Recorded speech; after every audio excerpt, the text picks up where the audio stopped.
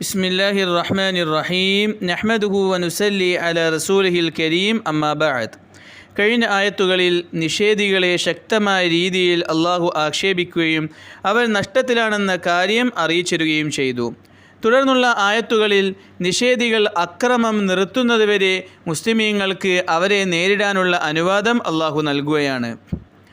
وَقَاتِلُوهُمْ حَتَّى لَا تَكُونَ فِتْنَةٌ وَيَكُونَ الدِّينُ كُلُّهُ لِلَّهِ فَإِنِ انْتَهَوْا فَإِنَّ اللَّهَ بِمَا يَعْمَلُونَ بَصِيرٌ. നാശങ്ങളൊന്നും ഉണ്ടാക്കാതിരിക്കുന്നതിനും മതം മുഴുവൻ അള്ളാഹുവിന് മാത്രം ആകുന്നത് വരെയും നിങ്ങൾ അവരോട് പോരാടുക. അവർ പിന്മാറിയാൽ തീർച്ചയായും അള്ളാഹു എല്ലാം കാണുന്നതാണ്. وَإِن تَوَلَّوْا فَاعْلَمُوا أَنَّ اللَّهَ مَوْلَاكُمْ نِعْمَ الْمَوْلَى وَنِعْمَ النَّصِيرُ. അവർ പിന്തിരിഞ്ഞാൽ അറിയുക, അള്ളാഹുവാണ് നിങ്ങളുടെ ആത്മമിത്രം, വളരെ നല്ല മിത്രം, വളരെ നല്ല സഹായി. ഈ ആയത്തുകളിലൂടെ അള്ളാഹു സുബ്ഹാനഹു വ തആല അക്രമം കാണിക്കുന്നവരോട് തിരിച്ച് ആ അക്രമം ഇല്ലാതെയാക്കാൻ നേരിടാമെന്ന അനുവാദം നൽകുകയാണ്. മുസ്ലിമീങ്ങളെ സംബന്ധിച്ചിടത്തോളം മക്കയിൽ അവർ താമസിക്കുന്ന സന്ദർഭത്തിൽ മക്ക മുശ്രിക്കീങ്ങൾ വലിയ രീതിയിൽ അവരെ ബുദ്ധിമുട്ടിക്കുകയുണ്ടായി. ആ സന്ദർഭത്തിലെല്ലാം അല്ലാഹു തആല മുസ്ലിമീങ്ങളോട് ക്ഷമിക്കാനുള്ള കൽപ്പനയാണ് നൽകിക്കൊണ്ടിരുന്നത്. എന്നാൽ മദീനയോട് ഹിജ്റ ചെയ്തതിന് ശേഷം വീണ്ടും മക്ക മുശ്രിക്കീങ്ങൾ മുസ്ലിമീങ്ങളെ ആക്രമിക്കുക എന്ന ചിന്തയോടുകൂടി ഇറങ്ങുകയും വീണ്ടും മുസ്ലിമീങ്ങളെ നശിപ്പിക്കാനും ആക്രമിക്കാനും അവർ ഇറങ്ങിത്തിരിക്കുകയും ചെയ്തു.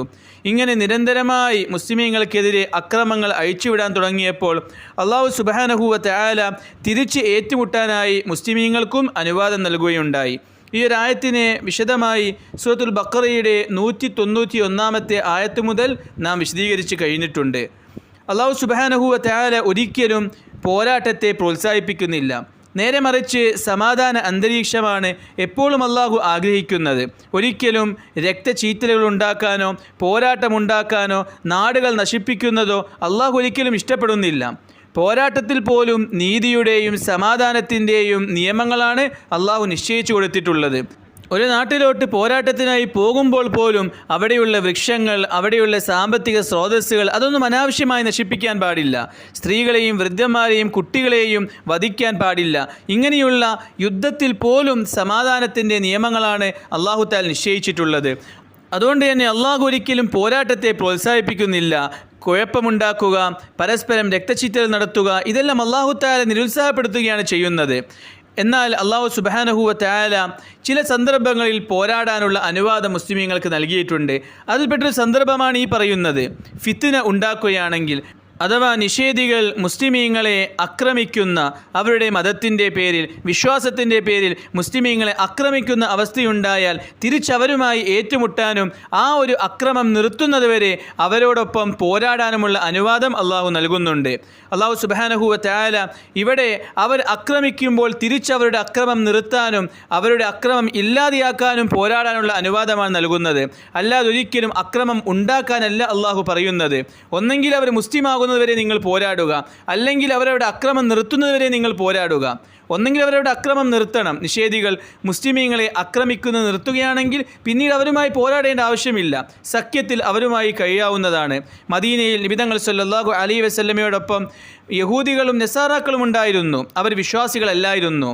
മുനാഫിഖീങ്ങൾ ഉണ്ടായിരുന്നു, അവരും വിശ്വാസികളല്ലായിരുന്നു. പക്ഷേ നബി തങ്ങൾ സല്ലല്ലാഹു അലൈഹി വസല്ലം അവരുമായി ഏറ്റുമുട്ടിയില്ല. കാരണം അവർ നബി തങ്ങൾ സല്ലല്ലാഹു അലൈഹി വസല്ലമയുമായി സഖ്യത്തിലായിരുന്നു. എപ്പോൾ അവർ സഖ്യത്തെ ലംഘിച്ചോ അപ്പോഴാണ് അവരുടെ ഫിത്നയിൽ നിന്നും രക്ഷപ്പെടാനായി നബി തങ്ങൾ സല്ലല്ലാഹു അലൈഹി വസല്ലം അവരോട് ഏറ്റുമുട്ടാൻ ആരംഭിച്ചത്. മക്ക മുശ്രിക്കീങ്ങൾ നബി തങ്ങൾ സല്ലല്ലാഹു അലൈഹി വസല്ലമയും സഹാബാക്കളെയും ആക്രമിക്കാനായി മുന്നോട്ട് വന്നപ്പോഴാണ് നബി തങ്ങൾ സല്ലല്ലാഹു അലൈഹി വസല്ലം അവരുടെ അക്രമത്തിൽ നിന്നും രക്ഷപ്പെടാനായി അവരുമായി ഏറ്റുമുട്ടിയത്. അതുകൊണ്ട് തന്നെ ഈ ഒരു ആയത്തിൻ്റെ ഉദ്ദേശം ഒരിക്കലും മുസ്ലിമാവുന്നത് വരെ അവരുമായി പോരാടുക എന്നുള്ളതല്ല. അല്ലാഹു തആല ഒരിക്കലും നിർബന്ധിച്ചുകൊണ്ടും ആക്രമിച്ചുകൊണ്ടും ഒരാളെ മുസ്ലിമാക്കാനുള്ള അനുവാദം ആർക്കും നൽകുന്നില്ല. ലാ ഇക്റാഹ ഫിദ്ദീൻ, ബലം പ്രയോഗിച്ചുകൊണ്ട് മുസ്ലിമാക്കുക എന്നൊരു സമ്പ്രദായം ദീനിലില്ല. അതുകൊണ്ട് മുസ്ലിം ആവുന്നത് വരെ ജനങ്ങളുമായി യുദ്ധം ചെയ്യുക എന്നുള്ളതല്ല ഈ ഒരു ആയത്തിലൂടെ അള്ളാഹു അറിയിക്കുന്നത്. നേരെ മറിച്ച് മുസ്ലിമീങ്ങളെ ആക്രമിക്കാനായി നിഷേധികൾ വരികയാണെങ്കിൽ അവരുടെ അക്രമം അവസാനിപ്പിക്കുന്നത് വരെ അവരുമായി പോരാടാനുള്ള അനുവാദമുണ്ട്.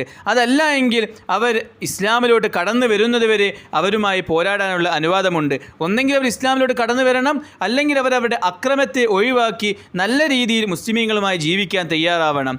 അതുകൊണ്ട് ഇങ്ങോട്ട് ആക്രമിക്കുകയാണെങ്കിൽ തിരിച്ചങ്ങോട്ട് പോരാടാനും തൻ്റെ മതത്തെയും ദീനിനെയും സംരക്ഷിക്കാനുമുള്ള അനുവാദം ഈ ഒരു ആയത്തിലൂടെ അള്ളാഹു സുബ്ഹാനഹു വ തആല സഹാബാക്കൾക്ക് നൽകുകയാണ്. എന്നിട്ട് അവസാനമായി അള്ളാഹു തആല പറയുകയാണ്, ഇനി എങ്ങാനും നിഷേധികൾ വീണ്ടും നിങ്ങൾ ആക്രമിക്കാനായി വരികയാണെങ്കിൽ നിങ്ങൾ ഒരിക്കലും പേടിക്കേണ്ടതില്ല. അള്ളാഹുവിൻ്റെ സഹായം വിശ്വാസികളുടെ ഒപ്പമാണ് ഉണ്ടാവുക. അള്ളാഹു വിശ്വാസികളുടെ ഒപ്പമാണ് ഉണ്ടാവുക. അവരോടൊപ്പമാണ് അള്ളാഹുവിൻ്റെ സംരക്ഷണവും സഹായവും ഉണ്ടാവുക എന്ന് അള്ളാഹു അറിയിക്കുകയാണ്.